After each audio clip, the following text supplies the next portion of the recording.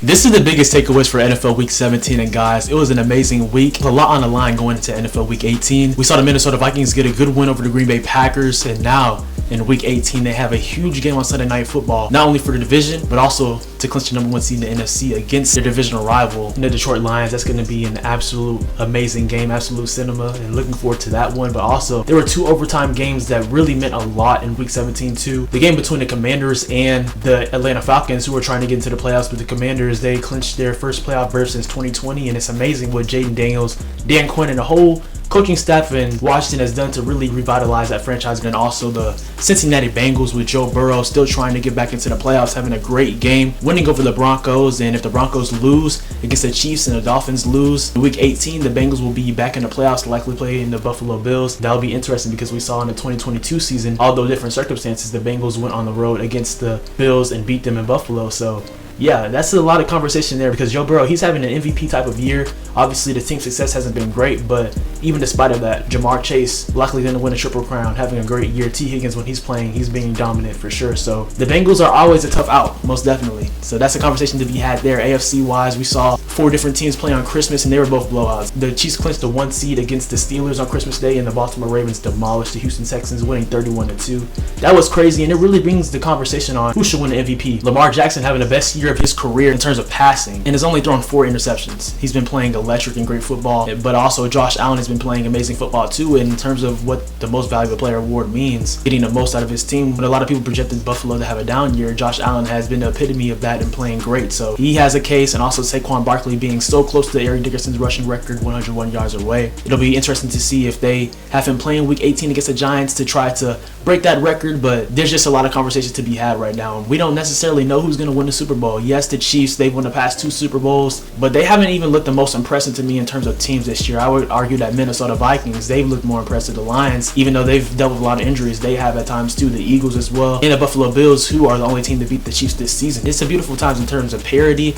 and just going into the postseason for the playoffs. So 2025, we're almost here, thank God. It's going to be a great time to watch some postseason NFL football for sure and see who's going to be playing in New Orleans. So before we get into the biggest takeaways, guys, make sure you hit the like button and subscribe and turn on post notifications. You know we post about here videos about the NBA, NFL, Marvel, DC, pop culture, all things of that nature. And yeah, with that being said, let's talk about the biggest takeaways from NFL Week 17. Yes, sir.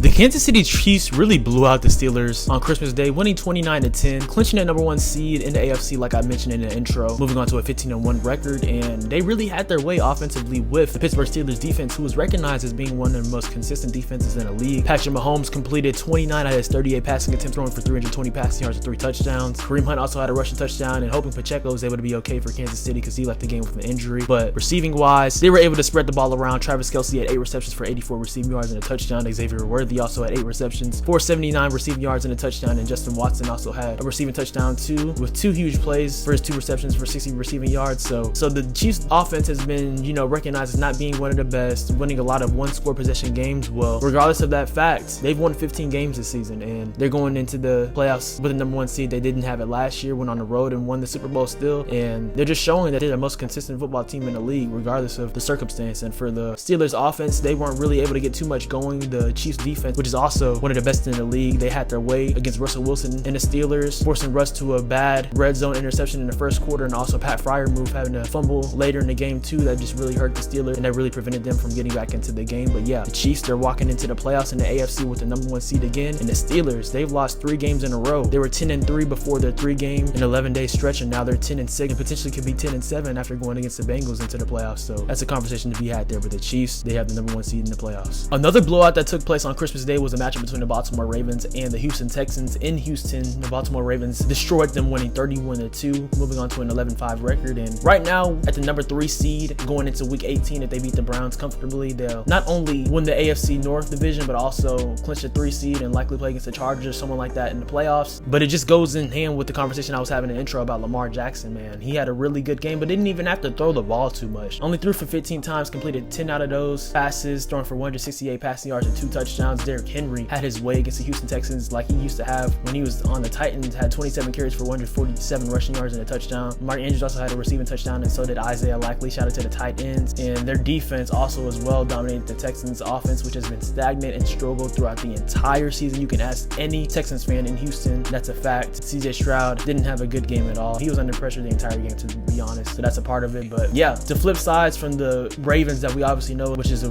real Super Bowl contender, to the Texans, there were so many expectations for the team. Obviously all the injuries and things of that nature, but every team deals with injuries. But now looking at the team, you can make the case that they're going to lose in the first round potentially if they play against the Steelers or whoever they play against. We'll see what happens in Houston in the future, but it's a good win for Baltimore. Oh, freshman year, here we go.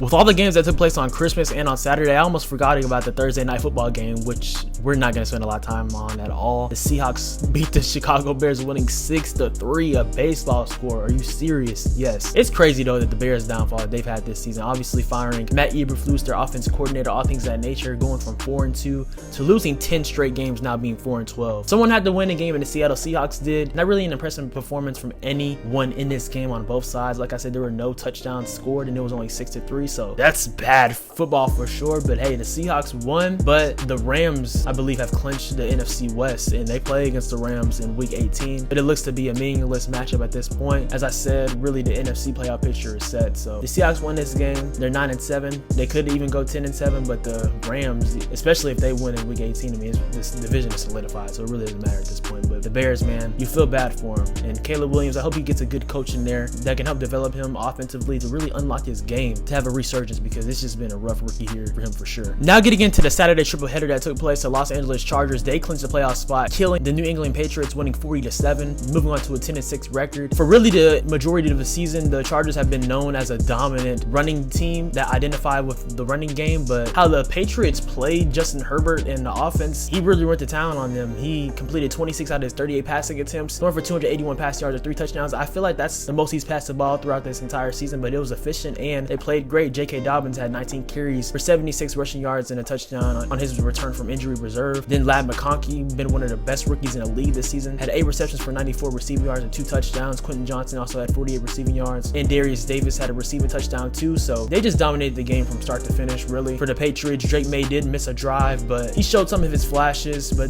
it's just frustrating if you're a Patriots fan, but he's been a one bright spot of your team this year for sure. And that's really a lot of these teams that are in the top 10 of the draft that's going into the 2025 draft. There's usually like one bright spot that keeps optimism in terms of their team building going into the future, which is Drake May, but they still have a lot to fill out that roster. But right now the Patriots do have the number 1 pick, but I'm excited to see the Chargers in the playoffs, and it just says a lot to what Harbaugh has done, changing the culture in there. He's a culture builder for sure, so it's a good win for Los Angeles. Really, you can make the argument that this is the game of the week, the game between the Bengals and the Denver Broncos, going into overtime, and the Bengals won in Cincinnati 30-24, moving to an 8-8 record, having a chance. Like I said, if the Broncos lose in week 18 to the Chiefs, and if the Miami Dolphins lose, the Bengals will be in the 2024 playoffs in the AFC. So I can speak for most football fans when we want to see Joe Burrow and the Bengals in the playoffs, but except of course for Broncos fans. But anyways, Joe Burrow, like I said, he's having an MVP type of season, completed 39 out of his 49 passing attempts, throwing for 412 passing yards and 3 touchdowns. Joe Burrow also had a rushing touchdown too, and T. Higgins had a really good game, and this might have been his last home game as a Cincinnati Bengal, which would be sad, but of course they're gonna have to load the Brinks trucks for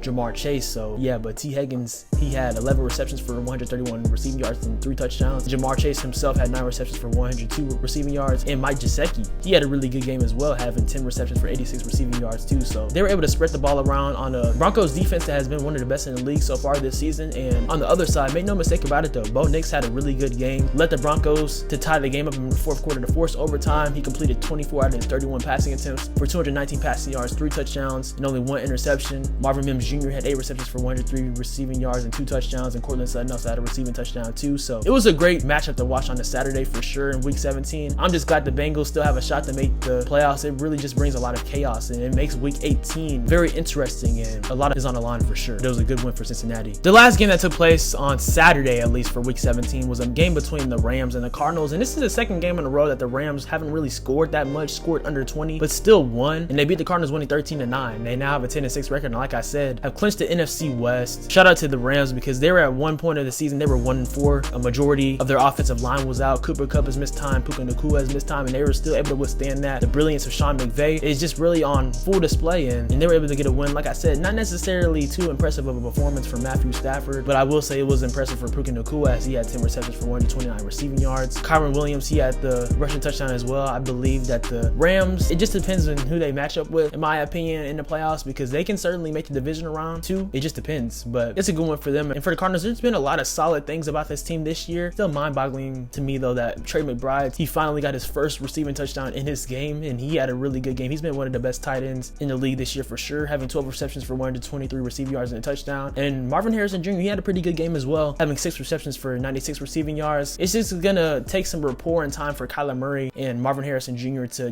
get their chemistry together, but when they do that, when the team builds some more defensively and just is able to complement things, I feel like they can be in the playoffs next year in 2025. But yeah, Kyler Murray, he's gonna be 28 next season. He's getting into his prime, so we're gonna see how Arizona is, but it's a good one for the Los Angeles Rams. The Philadelphia Eagles absolutely destroyed the Dallas Cowboys, winning 41-7, moving on to a 13-3 record and also clinching the NFC East. Saquon Barkley, he passed the 2,000-yard record, being one of 9 players in NFL history to do so on the season, and in this game he had 31 carries for 167 rushing yards, no touchdowns, but like I mentioned in the intro, he's only 101 rushing yards away from breaking Eric Dickerson's record, and we'll see if they rest him in week 18 against the Giants or they'll allow him to play some and break the record and then get out. But like I've been saying about the Eagles the entire season, they've been one of the best teams in the league. They're going to be hot in the playoffs, especially adding Saquon Barkley. That's a Christian McCaffrey to the 49ers type of impact that he has had on this team. And receiving wise in this game, Devontae Smith had 6 receptions for 120 receiving yards and 2 touchdowns. AJ Brown also had a receiving touchdown too. Of course, Jalen Hurts didn't play in this game, but Kenny Pickett and Tanner McKee were able to play competent football and hold the fort down. So it's a good dominant statement for the Eagles. They didn't play around with their food at all, winning the division and going to be the number 2 seed in the NFC playoff picture. And for the Dallas Cowboys, as a fan, I can attest to this, just saying, man, we want the season to be over. A lot of injuries, but that's not an excuse because every team deals with injuries. We just need more weapons offensively and defensively, building out the interior, having more weapons for Dak in the offense to not only give the ball to CeeDee Lamb 1,000 times, but potentially maybe drafting Ashton Jeanty. That's who I want, but we'll see what happens. They also need some receiver help. So yeah, that's a lot there, man. But the Eagles, they got the win. They swept the Dallas Cowboys on the season series, and they're getting ready for the playoffs. The Tampa Bay Buccaneers blew out the Carolina Panthers 48-14, and it's crazy because both of these teams were just in an overtime matchup a few weeks ago where Carolina almost won, but Chuba Hubbard had a fumble. But the Buccaneers, they stood on business this time at home, winning in dominant fashion, trying to lock up the NFC South, and especially with the Falcons losing to the Commanders, which we'll talk about more later, this improves their chances vastly. The Bucs are looking to win the division again for a 5th straight year, I believe, and Baker Mayfield, he had a great game, completing 27 out of his 32 passing attempts for 359 passing yards and 5 touchdowns. Bucky Irving with the town on the Carolina Panthers defense, having 20 carries for 113 rushing yards. Mike Evans had 8 receptions for 97 receiving yards and 2 touchdowns, and Bucky Irving also had 77 receiving yards and 4 receptions, so a great game from Bucky for sure. Payne Durham also had a receiving touchdown too, and Jalen McMillan had 5 receptions for 51 receiving yards and 2 touchdowns, so just a lot of great balance, and a lot of people were at the scoring party for the Tampa Bay Buccaneers getting into the end zone. For the Panthers, Bryce Young, he didn't have a bad game, I would say. He completed 15 out of his 28 passing attempts for 203 passing yards and 2 touchdowns, but their defense was just not able to stop the Buccaneers offense at all whatsoever. Adam Thielen also had 110 receiving yards and 2 touchdowns, but yeah, the Buccaneers, man, I know that their division is arguably the weakest in the NFC, but they still play tough offensively and defensively. They won a playoff game last year against the Eagles, who were of course playing bad throughout the end of the season, but I still wouldn't sleep on the Bucs in terms of being competitive and maybe even making the division around as well, but it's a good win for them. Man, there were a lot of games, but there are also a lot of blowouts in this week, and the Buffalo Bills blew out the Jets, winning 40-14, moving on to a 13-3 record. The Bills, they've had their division locked up for nearly a month now, which is crazy, but the Jets, man, it's just crazy. The expectations they had in 2023 going into 2024 back with Aaron Rodgers, and it's just been a total colossal failure and mess. It's bad for sure, but the Bills, on the flip side, they've been dominant. A lot of people thought they would fall off, and Josh Allen is in that MVP conversation for sure, and he didn't have to do too much in this game. He completed 16 out of his 27 passing attempts, throwing for 182 passing yards and 2 touchdowns, had an impressive touchdown to Keon Coleman and Amari Cooper, so that was lit. And also Tyrell Shavers, he had a 69 receiving yard touchdown too. So this team, they just have multiple ways to beat you. James Cook had 15 carries for 53 rushing yards and a touchdown. Josh Allen also had a rushing touchdown himself. It's going to be interesting to see how the Bills would be in the playoffs, because like I said, if they have to play against the Bengals, they somehow get into the playoff picture, that's going to be a tough game for sure. I know that the Bengals defense isn't good, but it's going to be a shootout, because make no mistake, the Bengals have one of the best offenses in the league with the 3-headed monster that they have, in addition to players like Chase Brown, Yoshi Voss, Gesicki and things of that nature. So yeah, but the Bills, man, I'm just impressed with how people talk so much trash about Josh Allen, particularly when he was younger coming into the league, and now in the past few years thinking that he needed Stephon Diggs to succeed, which was a valid conversation for sure. But you can see that he's a great quarterback regardless. He's a top 3 to 4 quarterback in this league for sure. So the Bills, they're ready for the playoffs. This game, I had to say, was the most surprising of the weekend, as the Giants put up 45 points to beat the Indianapolis Colts and eliminating from the playoff picture, winning 45-33. The Giants got their first win at home this season, so that's saying a lot. I'm sure their fans were conflicted on them winning this game because they no longer have the number 1 pick in the draft right now. We'll see what happens in week 18. They play the Eagles, but man, they played really good though. Malik Neighbors, oh my goodness, 7 receptions for 171 receiving yards and 2 touchdowns. He's been the only bright spot for them. Like I said earlier about the Patriots, Drake May has been their only bright spot. For the Giants, Malik Neighbors has been their only bright spot. But Drew Lock, he played pretty good in this game as well, completing 17 out of his 23 passing attempts for 309 passing yards and 4 touchdowns. And I will say, for the Colts perspective, Anthony Richardson did miss this game with a back and foot injury, so you could say some of that with Joe Flacco starting, taking the good with the bad. He threw 2 touchdowns and 2 interceptions. Jonathan Taylor did have a good game, running for 125 rushing yards and 2 touchdowns. Alec Pierce and Michael Pittman Jr. put up over 231 receiving yards and 2 touchdowns combined, but it doesn't matter because we won't be seeing them past week 18 as they were eliminated from the playoff picture, and the Giants have really been eliminated from the playoff picture since like September. But hey, they got this win, but at what cost? I mean, they could probably, if they stay around the 4th or 3rd pick, they could probably still get a quarterback like Cam Ward, but you saw Shedeur Sanders wear those Giants cleats in the Alamo Bowl and they lost that game by a lot, so that's saying a lot there. But I don't know, man. Just being a Giants fan and a Jets fan, just a New York fan of football, it must be tough. But yeah, they got this win. Not the greatest matchup here, but the Las Vegas Raiders did beat the Saints, winning 25-10. Both of these teams, they'll also have high draft picks, but I will say for the Raiders, they played a good game. And like I said about the Giants, like the Patriots, the Raiders, they have their bright spot in terms of Brock Bowers. He's had the best tight end rookie season of all time. I don't even think that's an arguable thing to say. He had 7 receptions for 77 receiving yards. Aiden O'Connell, he had a solid game too, completing 20 out of his 35 passing attempts, throwing for 242 passing yards and 2 touchdowns. Amir Abdullah had 20 carries for 415 rushing yards as well too, and they were able to force 2 interceptions out of Spencer Rattler, who completed 20 out of his 36 passing attempts for 218 passing yards and a touchdown. So yeah, not really too much to be said or to analyze from this game. It's just 2 bad teams playing football, just trying to get into week 18 and get the season over with for sure. And the Raiders, they'll definitely be one of those teams that are trying to get a quarterback in the draft too, but if you don't get Shedeur Sanders or Cam Ward, I'm not really too crazy about the rest of the quarterback prospects in this draft. But that's just me, but you never know what development and the right people at hand. So yeah, but the Raiders got the win.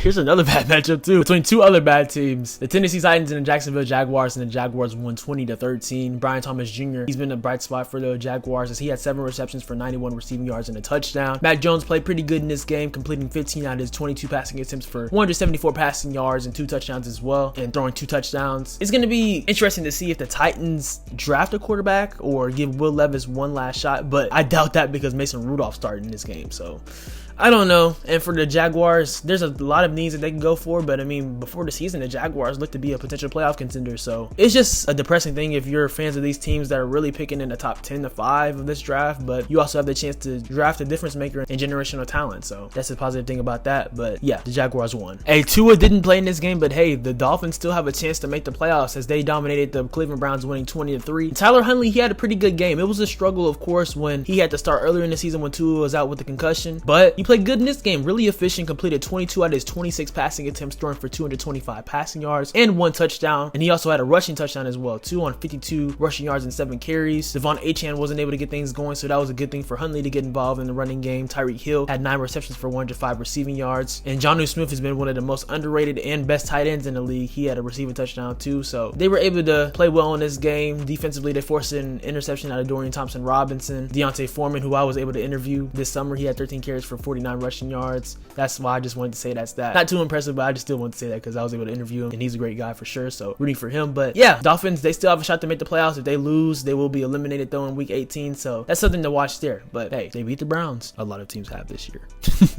We're all in this together, and it shows when we stand hand in hand. At first, the Vikings were really just dominating the Packers going into the third quarter, into the fourth quarter, but the Packers were able to make a little comeback, but the Vikings still won, winning 27-25, and there's a conversation I want to have right here. So I know, of course, the Vikings, they drafted JJ McCarthy. He got hurt. Sam Darnold has been starting the entire year, and he's been playing great. You have to keep Sam Darnold. I'm sorry. Actually, I'm not sorry. Dude, how he's played this year, it's crazy, and I know the criteria of the comeback player of the year has changed, but he would definitely be that, or if the NFL had a most improved player award, he would unanimously be that for the NFL. So Sam Darnold, he's played great, and he played great in this game against the Green Bay Packers. Completed 33 out of his 43 passing attempts, throwing for 377 passing yards, 3 touchdowns, and only 1 interception. The rapport that him and head coach Kevin O'Connell have had this year, it's just been a beautiful thing to see. And if you're a fan of Skull Nation in Minnesota, you couldn't imagine a better season at all, especially with losing Kirk Cousins. You probably expected not to be the greatest this year, maybe fighting to be a wild card, but you have a chance in week 18 in Detroit to knock off Detroit, who has been the #1 seed and the quote-unquote best team in the NFC for the entire season. You have a chance to knock them off in the division to take home field advantage and have home field in the playoffs in the NFC. So that's a huge thing there. You know what your defense does. They dominate. They didn't get any interceptions, but they did force a fumble out of the Green Bay Packers, and they just play really good football. Brian Flores, I think he'll for sure be a head coach going into next season, but you never know. But man, Minnesota, they've been great this year. And for the Packers, they were trying to win this game, of course, playing against a divisional rival. Their offense was really stagnant for most of the game, except for the fourth quarter, but they'll be in the playoffs. It'll be cool to see how these teams play in the playoffs. But like I said, Minnesota, you have to keep Sam Darnold beyond this year because he's playing too good not to keep him, man, for sure. So shout out to Skull Nation. A really good matchup here for Sunday Night Football between two rookie quarterbacks in the 2024 NFL Draft. The Washington Commanders beat the Falcons, winning 30-24, moving on to 11-5 record. And like I mentioned earlier in the intro, clinching a playoff berth in the NFC. And the Atlanta Falcons, they're really going to be fighting for the playoff lives in week 18, hoping that the Buccaneers lose so they can get into the playoffs because they had that 2-game lead over them in terms of head-to-head matchups. But man, it's tough. But talking about the Falcons performance-wise, though, Michael Penix Jr. now, he did have an early interception that was not good, but he was able to bounce back and really had a good game in my opinion. He had a good game in the first week against the Giants in week 16, and he continued that in this performance against the Commanders, completing 19 out of his 35 passing attempts for 223 passing yards, a crucial touchdown in the fourth quarter, and the interception I mentioned. And Bijan Robinson had a really good game, had 17 carries for 90 rushing yards and 2 touchdowns, and Drake London 7 receptions for 106 receiving yards. Kyle Pitts also having that receiving touchdown too. So even if this team doesn't make the playoffs this year, in their first year under Raheem Morris, I would still consider it a success considering how you had to weather the storm with Kirk Cousins having to struggle, and now Michael Penix Jr., despite it only being 2 games so far, stepping in and looking solid so far and showing some great flashes because we know how talented of a thrower of the football that he is, especially coming out of Washington. But just now it's been on full display. But for the Commanders, man, like I said, man, they've been playing great this year. Jaden Daniels threw for 227 passing yards, 3 touchdowns, and only 1 interception, completing 24 out of his 36 passing attempts, and he also had 127 rushing yards too. Unanimous rookie of the year in my opinion. He's been great this year. Chris Rodriguez had a rushing touchdown, Zaccheaus had a receiving touchdown, and Zach Ertz had 2 receiving touchdowns, including the game winner in overtime. So man, the Commanders, they should be on watching the playoffs in terms of what they can potentially do. Yeah, it's just been a great season that the Commanders have had, and if you're a fan of Washington, you have to be proud for sure. The last matchup that took place for NFL Week 17 was a matchup between the Detroit Lions and the San Francisco 49ers, and the Lions ended up winning the game 40-34,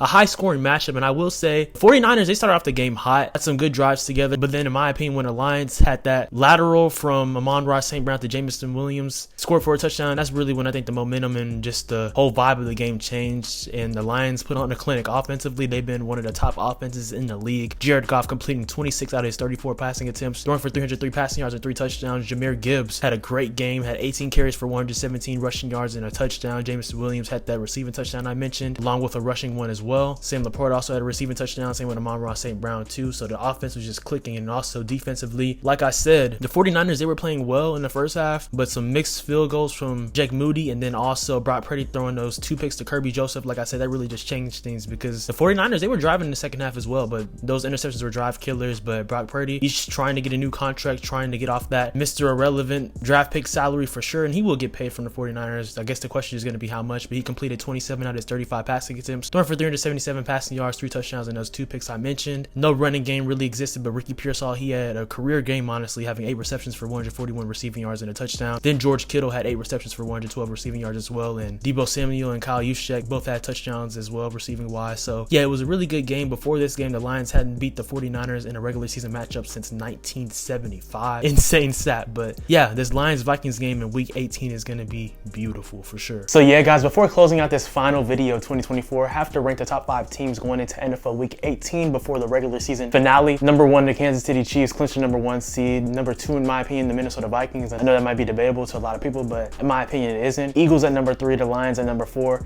and then coming in at number 5, this one might be controversial to some, but I think it's the Ravens, even over the Bills, yes, because if they play against each other in the second round, I think that the Ravens will beat them. They have more weapons, things of that nature. The defense is playing better too, but that's what I think, but the Bills are right outside the top 5, but hey, we will see, man. Like I said, it's a beautiful time. It's crazy how quick the season has went. About to be in the playoffs. It's been like a vapor for sure, but it's about to be a great time, 100%. So yeah, guys, I appreciate the support always throughout this year in 2024. Make sure to like and subscribe and turn on post notifications. Follow me on Instagram and Twitter at SwaggyRuss. Also on TikTok at SwaggyRuss02 for shorts and things of that nature, cooking videos, all things like that. May this 2025 be a blessed and safe one for you. Make sure to keep God first throughout all situations and give him the glory. Don't limit yourselves either, guys. Know that you can do anything in your career, in your life. Praying for all your loved ones to be safe throughout this time, and just make this year be great, guys. I thank you for the support on the channel. I think I gained like around 300 to 400 subscribers. Not the most, but still a great thing, and looking forward to 2025 and just making all types of new videos and letting God control the future and just surrendering everything to him. So I thank you guys for everything. Y'all be blessed. Have a blessed and safe New Year's. 2025 is going to be amazing, and y'all have a good one.